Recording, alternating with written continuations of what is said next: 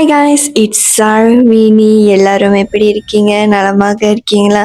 கண்டிப்பாக நீங்கள் எல்லாரும் நலமாக இருப்பீங்கன்னு நான் நம்புகிறேன்.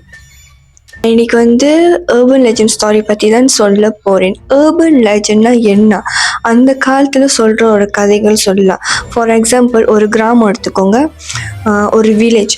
ஓகே, அந்த வில்லேஜில் இருக்கிற எல்லாருக்குமே இந்த கதை தெரியும். அண்ட் இது ஜெனரேஷனாக இந்த கதை சொல்லி வளர்ப்பாங்க.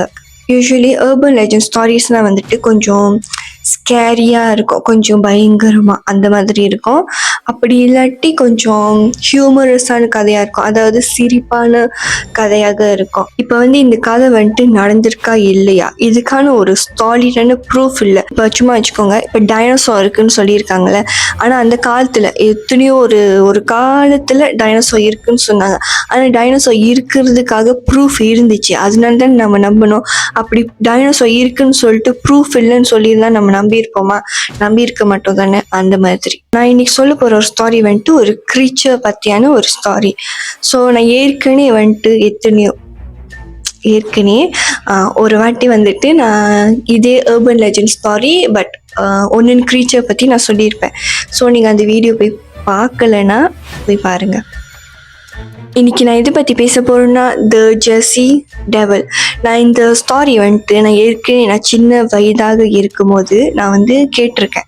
நான் கேட்கல, நான் டாக்குமெண்ட்ரி பார்த்துருக்கேன். அது ஒரு ஆங்கில சேனல். ஓகே, எனக்கு மறந்து போச்சு என்ன சேனல்னு.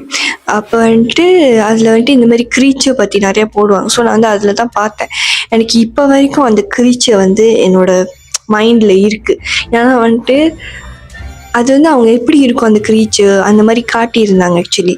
ஸோ டைம் வேஸ்ட் பண்ணாமல் கதைக்கு போகலாம். இந்த ஸ்டாரி எங்கே ஸ்டார்ட் ஆகுதுன்னா, சவுத் ஜெர்சி, அதாவது யுனைடெட் ஸ்டேட்ஸில் இருக்கிற ஒரு பிளேஸ்.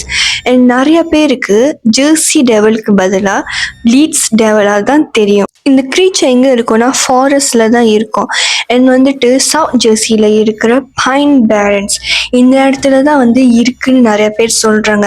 அது மட்டும் இல்லை, இந்த க்ரீச்சர் ஒரு ஃப்ளையிங் க்ரீச்சர். ஸோ இது பறந்ததா, அதாவது ஃப்ளை பண்ணதா நிறைய பேரும் ஸ்டேட்மெண்ட் கொடுத்துருக்காங்க. க்ரீச்சரோட எக்ஸிஸ்டன்ஸ் எப்படின்னா, அதாவது இந்த க்ரீச்சர் எப்படி உருவாகுச்சுன்னா, இதுக்கு 2 டைப்ஸ் ஆஃப் ஸ்டாரி சொல்கிறாங்க. ஜெர்சி டெவில் அது எப்படி டிஸ்கிரைப் பண்ணுறாங்கன்னா, அது பார்க்க கேங்குரு மாதிரி இருக்கும் அதோட பாடி. அண்ட் அதோட ஃபேஸ் ஹார்ஸ் மாதிரி இருக்கும். அப்புறம் அதோட ஹெட் அதோட தலை டாக் மாதிரி இருக்கும். அதோட விங்ஸ் பேட் இருக்குல்ல அந்த மாதிரி இருக்கும். அது மட்டும் இல்லை, அதுக்கு ஹார்ன்ஸ் இருக்கும், அப்புறம் டெய்ல்ஸ் இருக்கும். ஹார்ன்ஸ்னா எப்படி இருக்கும்னு அது இப்படி இருக்கும். க்ரீச்சர் மோர் தென் 250 இயர்ஸ், அதாவது 250 வருஷத்துக்கு முன்னாடி உள்ள ஒரு க்ரீச்சர் சொல்கிறாங்க. அண்ட் இப்போ வரைக்கும் அந்த ஊர் மக்களுக்கு இந்த க்ரீச்சர் பற்றி ஒரு பேச்சாக இருக்குது, அதாவது டாக் ஆஃப் த டவுனாக இருக்குது. இது லீட்ஸா இல்லை லேட்ஸான்னு தெரியல, அதுவே தவறாக இருந்துச்சுன்னா என்னை மன்னிச்சிருங்க.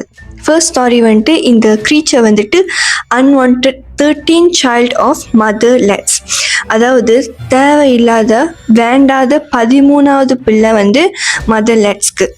1735 அப்போ மதர் லேட்ஸ்க்கு அவங்க ப்ரெக்னெண்டாக இருக்காங்கன்னு தெரிய வந்துச்சு.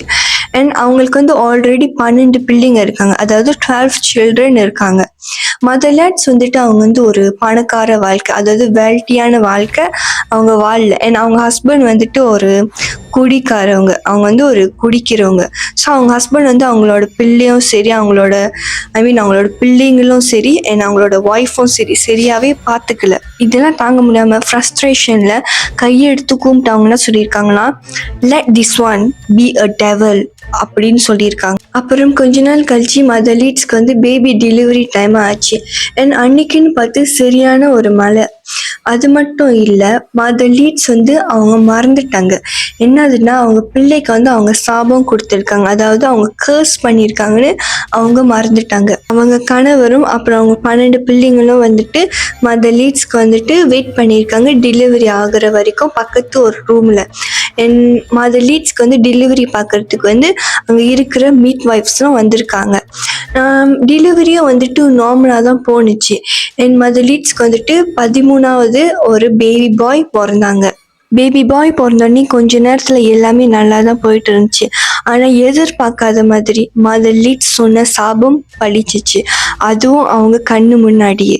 ஒரு அழகான பேபி பாய் வந்துட்டு அப்படி ஒரு க்ரீச்சராக மாறிடுச்சு. இப்படிப்பட்ட ஒரு க்ரீச்சர் யாருமே பார்த்துருக்க மாட்டாங்கன்னு சொல்கிறாங்க. அழகான கண்கள் கொண்ட பேபி பாயோட கண்கள் வந்துட்டு அப்படி ரேடாக மாறிடுச்சு. அண்ட் அதோட உருவம் கூடயும் பேபிலேருந்து ஒரு க்ரீச்சர், நான் சொன்னல அந்த மாதிரி க்ரீச்சராக மாறிடுச்சு. கொஞ்சம் கூட யோசிக்காம அவங்க அம்மாவே அது கொலை பண்ணிடுச்சு. அண்ட் அங்கே இருக்கிற அந்த மீட் வைஃப்ஸை கூடயும் அவங்கள கொஞ்சம் கொஞ்சமாக துண்டு துண்டாக கிழிச்சு கடிச்சு கொதறி போட்டுருச்சு. அண்ட் பக்கத்து ரூமில் இருந்த அவங்களோட அப்பாவும் அவங்களோட சிப்ளிங்ஸும் அந்த க்ரீச்சர் போயிட்டு அவங்களையும் சாவடிச்சிருச்சு. இப்படி அங்கே இருக்கிற எல்லாத்தையும் கொஞ்சம் கொஞ்சமாக சாவடிச்சிட்டு அது பறந்து அந்த ஃபாரஸ்ட்க்கும் போயிடுச்சு. இன்னொன்று என்ன ஸ்டோரினா, அங்கே இருக்கிற சவுத் ஜெர்சி மக்கள் என்ன நம்புறாங்கன்னா, இந்த ஜெர்சி டெவல் வந்துட்டு அந்த பைன் லேண்ட்ஸோட ப்ரொடெக்டர். அதாவது அங்கே இருக்கிற அந்த ஃபாரஸ்ட் வந்துட்டு இதுதான் பாதுகாக்குது. ஜெர்சி டெவல் வந்துட்டு யாரையும் ஹர்ட் பண்ணது இல்லைன்னு சொல்கிறாங்க. எஸ்பெஷலி அந்த காடை வந்துட்டு பாதுகாக்கிற யாரையும் அது வந்து இது வரைக்கும் எதுவுமே பண்ணதில்லை. ஆனால் அந்த காட்டை வந்துட்டு அழிக்கணும்னு நினச்சி ஏதாச்சும் பண்ணணும்னு நினச்சா அது வந்து அங்கே இருக்கிற யாரையும் சும்மா விடாது. இப்போ வரைக்கும் ஒரு சில பேர் வந்துட்டு ஜெர்சி டெவலை வந்துட்டு பார்த்ததா சொல்கிறாங்க. ஸோ இன்றைக்கி அவ்வளோதான். அடுத்த வீடியோ வர வரைக்கும் ஸ்டே டியூன் பண்ணுங்கள்.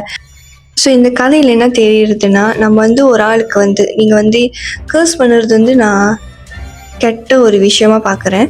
ஏன்னா இப்போ ஒரு ஆள் வந்து உங்களுக்கு ஏதாச்சும் பண்ணிட்டாங்க வச்சுக்கோங்களேன், நீங்கள் வந்து அவங்களுக்கு வந்து எதுவும் சாபமோ கர்ஸோ பண்ணணும்னு அவசியமே இல்லை. ஏன்னா மேலே இருக்கிறவங்க அவங்க பார்த்துக்குவாங்க, அப்படி தான் நம்ம நம்பணும்.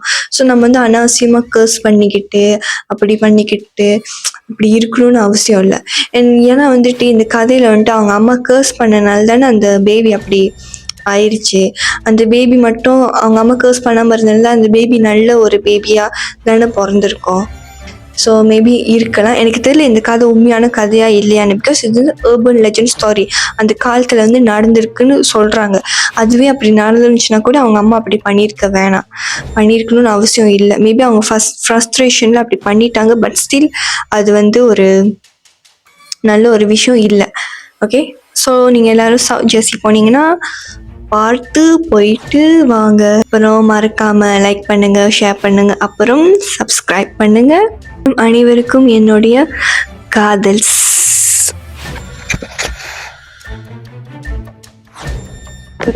பாய். அண்ட் இப்படிப்பட்ட ஒரு க்ரீச்சர் யாருமே பயந்துட்டேன். நல்ல காலத்துலேயே கண்ணு தெரியாது. இப்போ என் கண்ணு முடிக்க வச்சு வந்தால் கூட எனக்கு சத்தியமாக தெரியாது. இல்லை, அது வந்து என்னமோ டக்குன்னு சத்தம் கழிச்சு அவள் தான். ஆனால் பயந்துட்டேன். திடீர்னு பேசிக்கிட்டு இருக்கும்போது இப்படி ஆரம்பிச்சுன்னா யார் தான் பயப்பட மாட்டா. சேஃப்டியாக தான் இந்த கதை சொல்கிறேன். எப்படின்னா, என் பக்கத்தில் வந்துட்டு இங்கே வந்து பாபா இருக்காங்க, ஸ்ரீ சாய் பாபா. இந்த சைட்டில் வந்துட்டு ராகவேந்திரா இருக்கார். ஸோ நான் கொஞ்சம் சேஃப்டியாக தான் இந்த கதை சொல்கிறேன். தெரியறதுக்கு பதிலாக கொஞ்ச நேரம் எல்லாமே எனக்கு வந்து பிரச்சனையாக இருக்குது. மூக்கு அடிக்குது, மழை பெய்யுது, கொசு கடிக்குது, தூக்கம் வருது. அப்பா சொல்லிட்டேன்னா அப்புறம் அதுக்கு வேற அவங்கள அந்த ஊரில் வந்துட்டு இந்த கதை வந்துட்டு எல்லாருக்கும் தெரிஞ்சிருக்கும். அந்த ஊரில் வந்துட்டு எல்லாருமே இந்த கதை பற்றி பேசுவாங்க. அந்த காலத்தில் வந்துட்டு இப்போ அதாவது என்ன இன்னைக்கு ரொம்ப ஜாம் ஆகுது படிச்சிருக்கேன், ஆனால் வந்துட்டு எப்படி ப்ரொனவுன்ஸ் பண்ணணும்னு தெரியல. ஸோ கூகுளில் தட்டி கேட்குறது தப்பு இல்லை. அர்பன் லெஜண்ட் ஹாய் காய்ஸே நான் வந்து ஒரு 10 மணி நேரத்துக்கு சொல்லுவேன். ஏன்னா அதே வந்துட்டு ஒழுங்காக வராது.